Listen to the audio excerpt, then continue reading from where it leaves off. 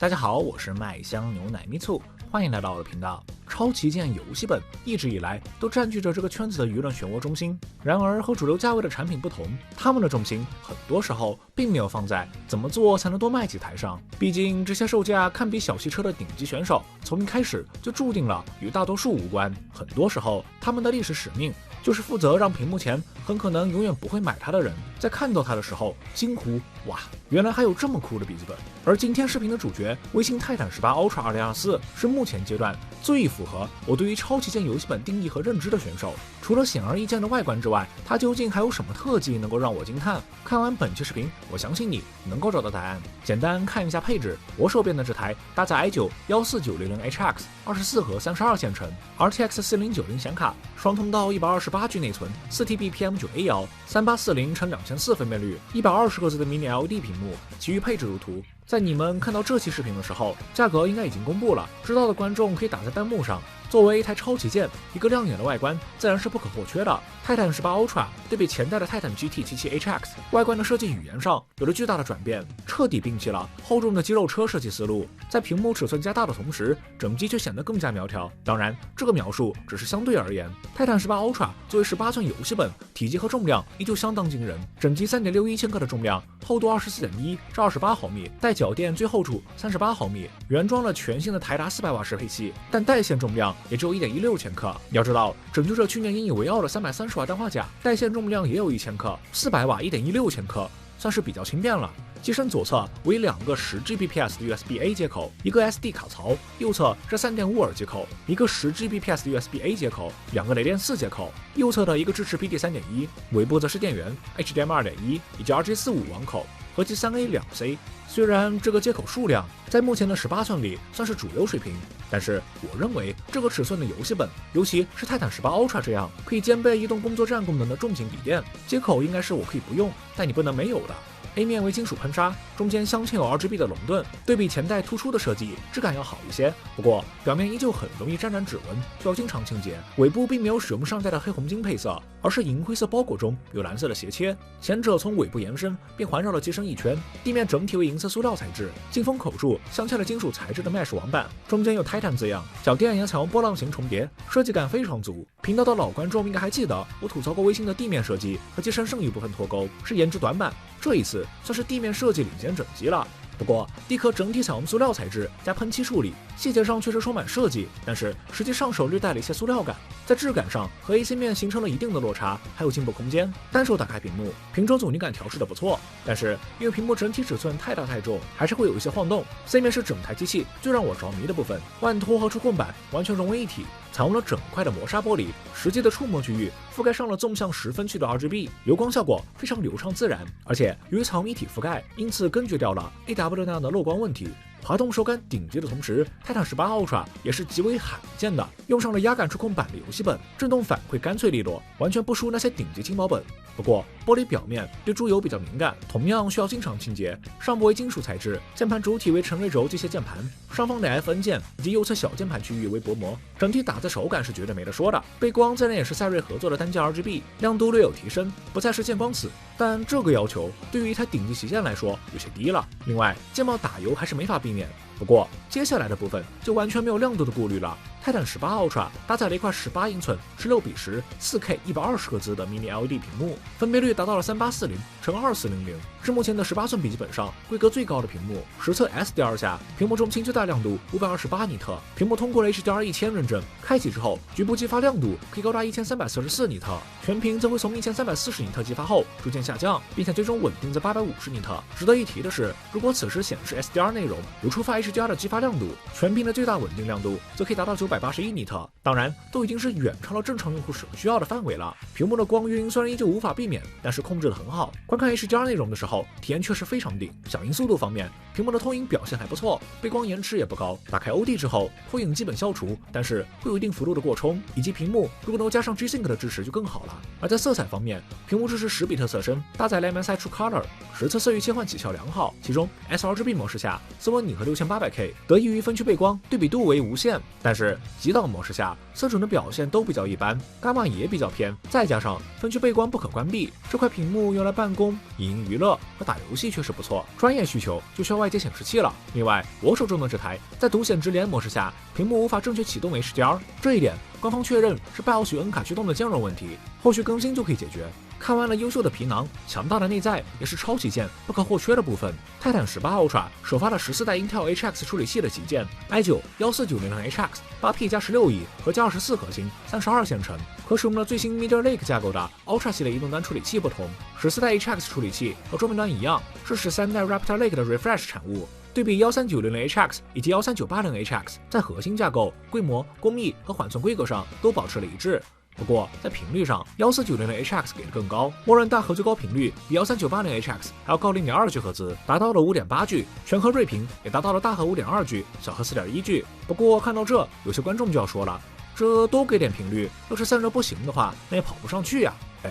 这就是泰坦18 Ultra 的拿手好戏了。现在奔驰 R23 全默认的状态下，处理器单轮多核心分数就可以来到32852分，开启全速模式时，多核分数更是可以达到33702分。这个表现已经达到了一些13900HX 机型降压超频的水平了。单核分数2191分，而泰坦18 Ultra 10分钟的分数，默认状态下就可以达到32333分。观察运行状态，处理器一开始可以达到恐怖的220瓦，随后因为温度强缓慢下滑，但是即使如此，最终结束时功耗依旧可以维持住172瓦上下，核心温度95度。而泰坦 GT GC HX 在解锁了100度温度强的情况下，温度也只能维持165瓦。泰坦18 Ultra 的处理器释放对比前代是获得了巨大升级的。当然，都玩微星的机器了，谁只看默认性能啊？本代的泰坦18 Ultra 同样在 BIOS 内提供了丰富的可调节选项，关闭 UVP、CEP， 打开降压和温度强之后，我把这颗14900HX 降压超到了多核39007分，这是此前在移动端难以企及的高度了。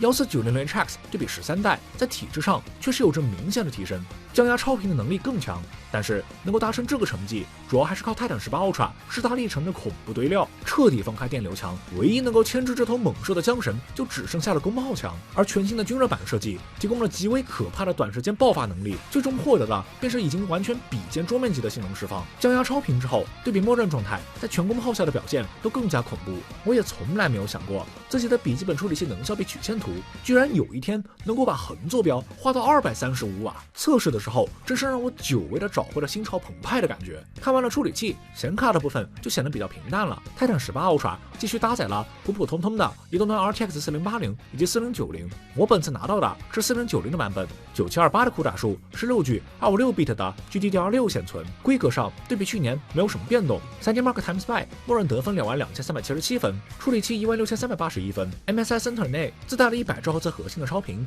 此时显卡得分22667分。简单小超之后，处理器得分17611分，显卡23827分。如果有玩机的观众应该注意到了，处理器的得分并不高，这其实是内存的原因。泰坦18 Ultra 延续了 GT 机器的超强内部拓展，合计3硬盘位，4内存插槽。我手中这一台出厂预装了4条5600兆赫兹 32G， 合计128G 海力士内存，最高可以支持4条 48G， 合计196G。但也正是4条插满了缘故，内存的频率被 Intel 限制在了3600兆赫兹。不过 BIOS 内开放了内存频率和时序调整的开关，后续可以自行调整。实际的游戏当中，对比搭载 i9-13980HX 的 GE78 以及 Y9000K2023 1080P 下，泰坦18 Ultra 在大部分游戏中都保持了优势，其中2077和地铁离去的优势尤其大。这一点其实得益于 Intel 新搭载在高阶14代移动端 HX 处理器上的 APU 功能，可以实现一定程度的线程优化。但是目前这一项技术支持的游戏实在是不多，而且伴随而来的代价是处理器的功耗大幅度上升，因此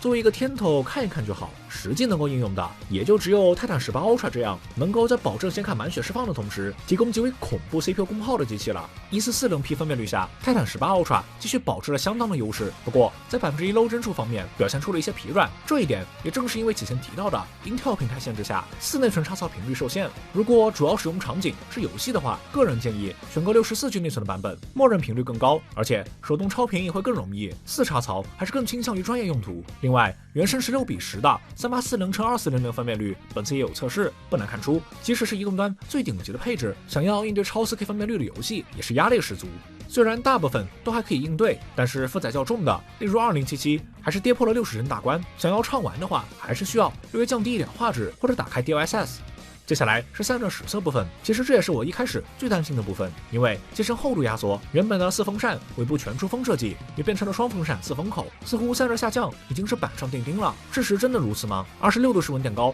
狂暴模式，单口 FPU 泰坦18 Ultra 最终稳定在了163瓦，核心温度93度，大核频率4.3 GHz，小核3.5 GHz，对比泰坦 GT77 HX 135瓦87度有明显的提升。而且这个提升不仅仅是单烤，双烤时处理器最终平均93瓦，频率3.3加2.7 GHz，封装温度86度，显卡175瓦，1620兆赫兹，核心72.1度。此时的核心总功耗已经达到了268瓦，而且86加72的核心温度也还非常宽裕。如果功耗不做限制，300瓦双烤也不会有任何压力。更难得的是，此时噪音被控制在了54.5分贝，对比泰坦 GT77 HX 在双烤功耗更高的前提下，温度没有多少上升，噪音还更低，说是散热能力全面得到提升，完全不过分。在开启全速模式之后，双烤功耗不变，处理器核心温度降低了82度，显卡核心温度下降到70度左右，但是噪音会上升到60分贝。而平衡模式下，功耗会降低到55加150，合计205瓦，核心76加70度。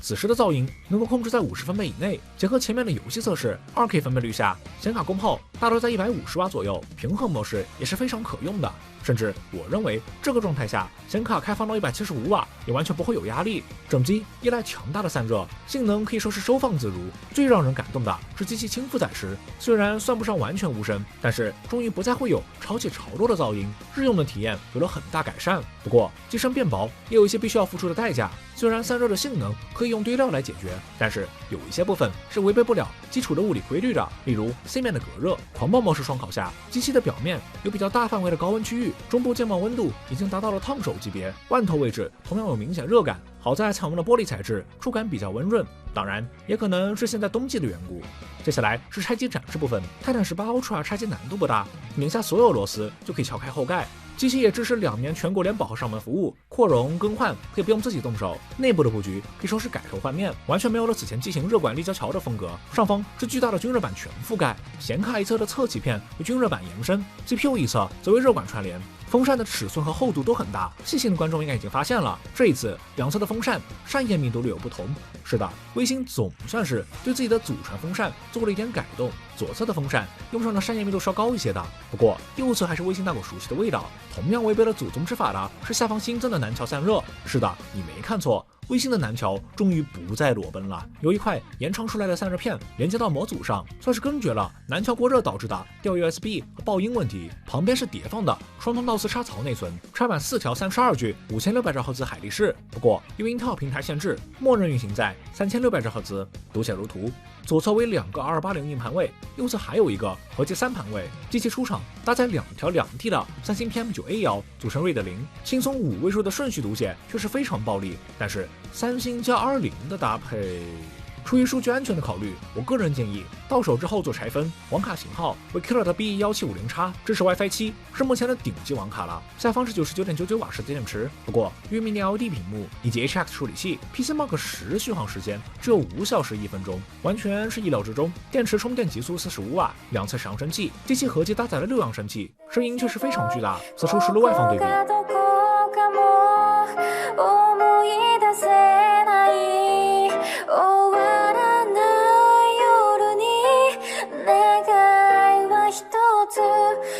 星のな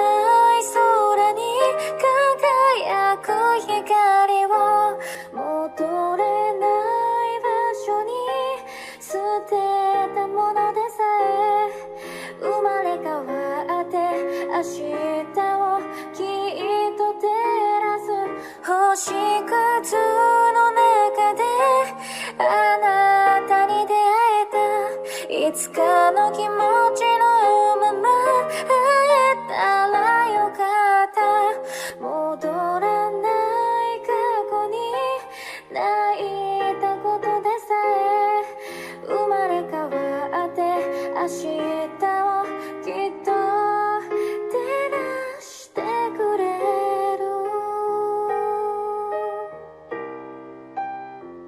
总结环节，我毫不避讳地说，泰坦18 Ultra 2.4是最近半年以来最让我感到热血沸腾，也是我最钟爱的机器。今年如果有机会做年度评级的话，金字塔尖一定会有它的一席之地。泰坦18 Ultra 对比泰坦 GT77 HX 设计语言上的巨大变化，并没有带来多少让人心生疑惑的负面感受，证明了好的设计并不会因为缺乏延续性而让人厌恶。让人觉得幽默的设计也绝不只是因为它标新立异，18寸 Mini LED。全玻璃覆盖万托 RGB 触控板这些元素虽然并不是第一次出现，但是当它们被结合起来放在一起的时候，依旧让人能够感到冲击力十足。而在这一套华丽的外表之下，百尺竿头更进一步的散热和性能释放，更是给了我无限惊喜。可能是目前最强的处理器散热和供电能力，毋庸置疑，可玩度最高的 BIOS 终于实现了合体，让这颗原本稍显无趣的 Refresh 处理器迸发出了难以置信的璀璨表现。这才是一台真正的超旗舰应有的水准。当然，在抒发我个人的强烈主观情感之余，我也必须要承认，